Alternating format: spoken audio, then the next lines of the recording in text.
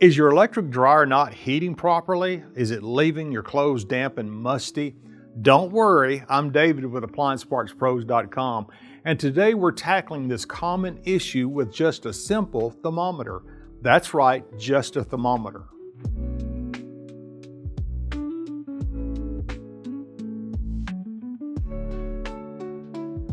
Most people assume you need meters, wiring diagrams, and a bunch of tools to figure out what's going on inside a dryer. But if the dryer is producing heat, you can actually learn a lot just by watching how the temperature rises and falls during a normal cycle.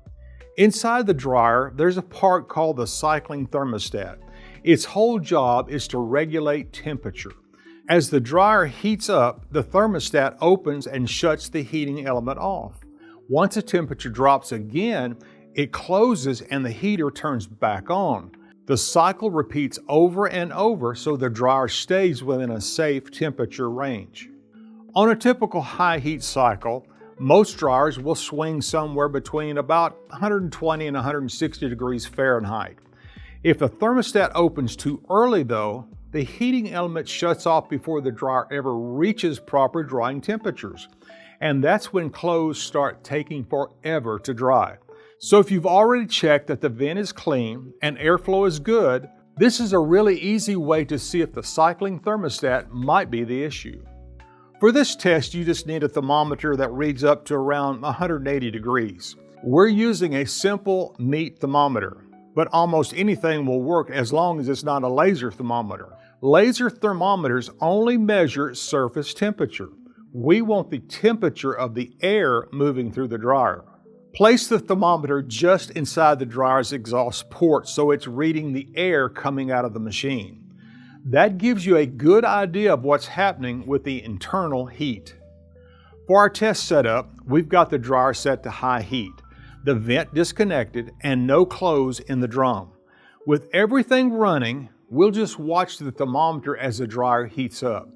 It usually takes around 5 minutes or so for the dryer to climb up to its operating temperature. Watch it cycle for at least 3 cycles to get an accurate reading. As the heat builds, you should see the thermometer steadily rising toward the upper range, somewhere close to 150 to 160 degrees. Once it gets there, the cycling thermostat should open and shut the heater off. When that happens, the temperature will start dropping again. After it cools down a bit, usually back near 120 degrees, the thermostat closes and the heating element kicks back on. So what we're looking for is a normal temperature swing as the dryer runs. But if you notice the temperature only climbing to around 120 degrees before it starts dropping again, that's a strong sign the cycling thermostat is opening too early. When that happens, the dryer never reaches full drying temperature, which is why clothes stay damp and the cycle seems to run forever. And that's actually a pretty common failure. The thermostat still works, it's just out of calibration, so it shuts the heat off sooner than it should. If you've ever checked the temperature on your own dryer before, let us know in the comments what numbers you saw. It's always interesting seeing how different models cycle. Now this method works great when the dryer is producing heat, but just not quite enough of it. If your dryer has no heat at all, you're usually looking at something different, like a failed heating element, a thermal fuse, or another component in the heating circuit. Cycling thermostats typically don't fail in a way that leaves them completely open. And that's really all there is to it. With nothing more than a simple thermometer, you can actually watch what your dryer's cycling thermostat is doing and quickly tell if it's operating in the right temperature range.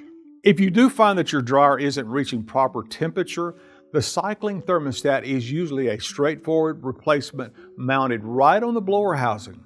Just grab your model number and head over to AppliancePartsPros.com where you can find the exact replacement part for your dryer along with helpful diagrams and repair resources. Thanks for watching, and I'll see you next time.